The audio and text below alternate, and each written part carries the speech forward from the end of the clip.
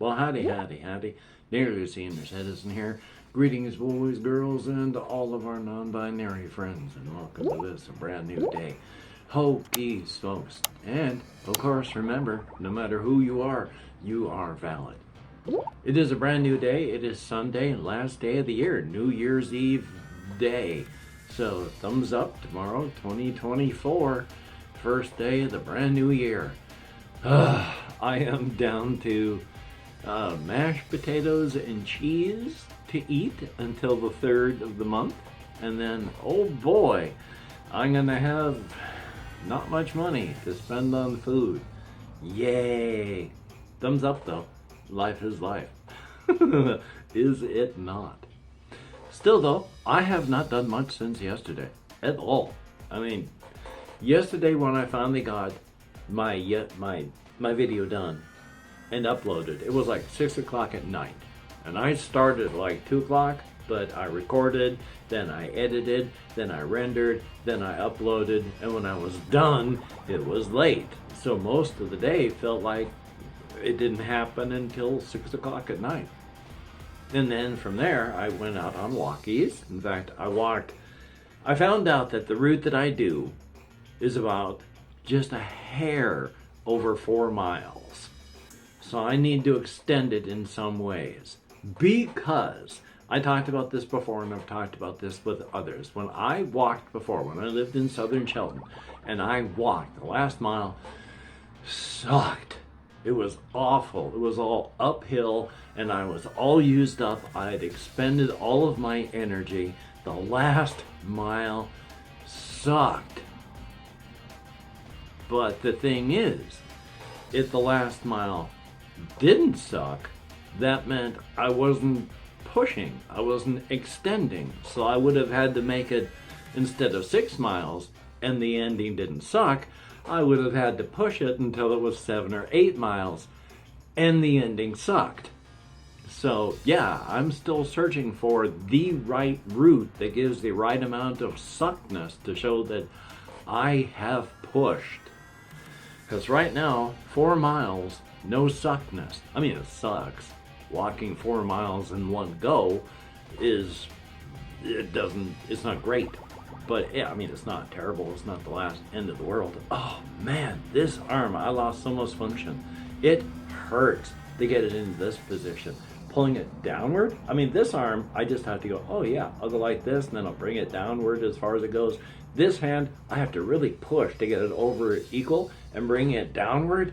God, right through here it wants to cramp because it's so hard to get it into that position, because I didn't even realize I was losing function through here.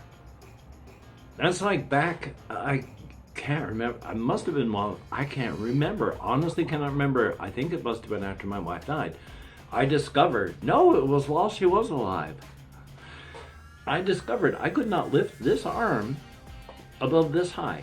You know, this arm could go up to here, you know, do all this arm stuff. This arm went just this far. While just being horrified and terrified about my wife, I sat in a chair and didn't do anything but use a computer for so long, I couldn't lift my arm and do things. I had to stretch the muscles all back out and do all kinds of my own PT work to get that working again. So I have lost function before and had to work to get it back. So now I'm having to fight to get this function back. Oh boy. Yay. Not what I wanted to talk about, but still. Not a whole lot to actually talk about. As stated, I did what I did yesterday. You know, I went on late walkies. I stopped by Walmart. I got some cheese so I can put in my mashed potato mix that my sister bought me, so I can eat. I don't need to buy any more food. I have mashed potatoes and cheese to last until the 3rd.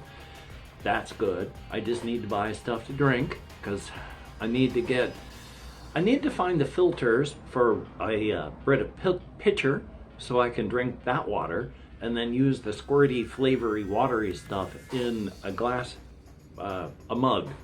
You know, at least 28 ounces. So but I don't have the filter, and sometimes the water that comes out of that faucet is just pure milky white, and it takes a long time before it's not. So I definitely want a filter before I drink it. But past that, I lived through yesterday. I watched videos, I did rendering and editing, and then I went on walkies and I watched more videos. And then I went to bed. And then I woke up today. It was late. Oh my gosh, I do not sleep well. So when I do sleep, I tend to, I'll wake up like 8 o'clock sometimes, like this morning. And then getting all dressed and such, it was like 10:30 before I was done. Because I was watching videos and taking my time. If you just sit there and sit as a, if you're just going into it to wash your face, you can wash your face in 30 seconds. But if you're taking your time because you've got nothing to do with nowhere to go and you're watching videos on your computer, it can stretch out to minutes because you're busy standing in place and watching your monitor. At least that happens to me. So it's just been a slow day. And then it's probably close to, it's coming up on 1:30 in the afternoon, so yay. Yeah, I've done some of these Tai Chi things to keep my mobility. Doesn't feel good most of the time, but I can keep most of my body moving, at least partially. There's a difference between your body movement and your fine movement, and my body movement's pretty good. It's this part of it that's really getting affected by my nerves being pinched off that comes out through here. Spinal stenosis. Still though, I have been trying to write, and not all just despicable and deplorable things. And I've been a paragraph here, a paragraph there. I've been thinking of various things. I had actually had a full inspiration that I should have written down because now I can't remember it. But one of the things that I was thinking about is we all look at what's happening as if we can stop this, then we can save the world. But often, even in reality, that's not true. What happened, happened. There's no way to stop what happened. You're just dealing with the after effects of what happened. But what happened, happened. Figure, I don't know what to do with it. Because I've just been thinking of it this morning, because it was like, well, based on that, it's already happened thing, like the movie, what is it, Annihilation or whatever, with Natalie Portman, where they're going off to look at this thing. If it was real cosmic horror, there'd be no way to stop it, because what happened, happened. Now you're having to deal with the after effects. But I was figuring, like, if you are sleeping and then suddenly you wake up for some reason, like you heard, it feels like boom, like you heard a deep bass boom that you feel more than hear. And that's it. It's about a quarter of a second at a random day at a random point. That was the event. That is what happened. You couldn't have stopped it. Nobody knew it was going to happen. It was a quarter of a second in length. What could you have done? That was the event. Everything else that happens afterward is just dealing with the after effects of it. If all life on Earth is ended in 30 years, there's nothing you could have done to stop it. That happened in a quarter second. Boom. Some cosmic horror, existential thing occurred that no one expected or could have prepared for. Everything else is just dealing with the after effects. So yeah, cosmic horror. Remember, boiled down to a nutshell, You know, cosmic horror and existential horror is just a person, well, a being, an object, a location, or a situation existing in a way that we cannot understand or comprehend with absolutely no regard for human life or safety. Boiled down. Now, the difference between cosmic horror and existential horror, cosmic horror is like, you know, when we're building a house, we tear out the ground and we build a house without any regard for, well, the worms, the beetles, the microbes, the fungus living there. It's not even a thought. We just get rid of it. Not even a consideration. Existential horror takes time out of its day to fuck with you personally.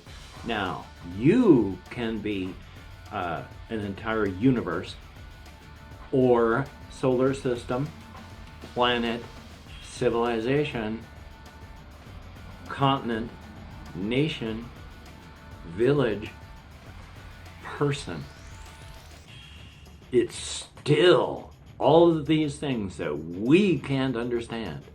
But it's just taking a little time out of its day to come down and fuck with you personally. Hey, what do you say? So, yeah, I like and love cosmic horror stuff. I want cosmic horror in more of the games that I would be playing. There is For Against the Great Old Ones, which is another one of these spin-offs of For Against Darkness, because they have For Against Ragnarok, which is the end of the world, Norse end of the world stuff. There's For Against Mars. There's Alone Against Fear. And there's also the Lovecraftian For Against the Great Old Ones. So I should play some of these things for the channel. I need to print them out, but the thing is, to get them printed out, well, for my purposes, I also want to print out the whole towns thing for Against Darkness, but that's 400 pages in total, and you only get $44 of free printing from the local library, and 400 pages was only going to leave me like $4 worth of printing. So yay. I don't even know where to get non-free library printing. I don't know if there is a place in town. Have to work on it and see.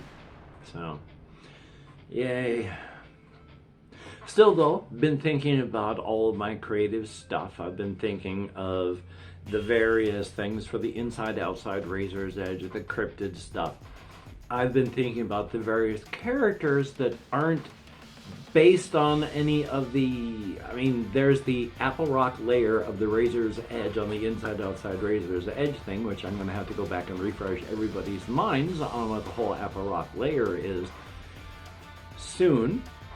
But there's also all these various other layers that I've spoken of within it with various characters, like Senator Jane Claren, who has become a lich that took so much longer than he expected, because the process he began was not the process that he thought it would be, and it took a lot longer for him to awaken as a lich.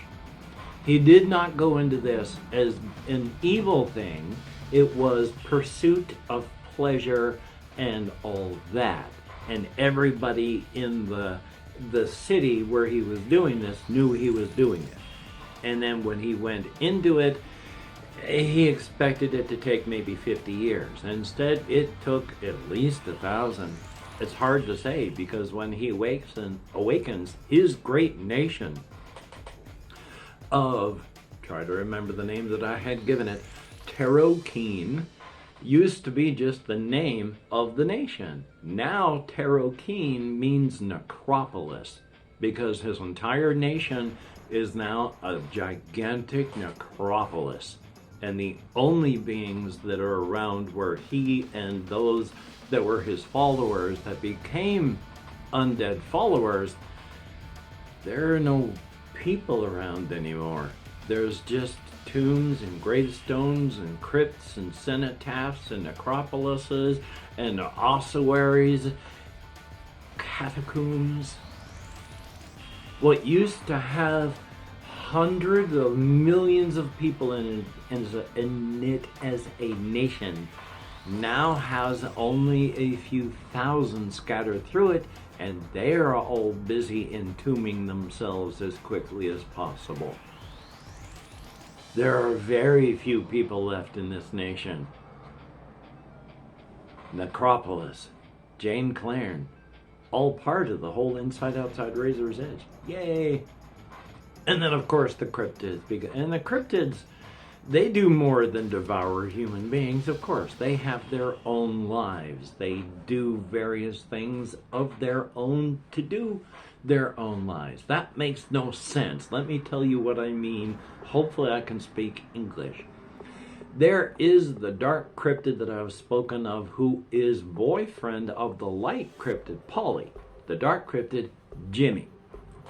He actually has a job in the human world where he works at a garage on motorcycles and stuff.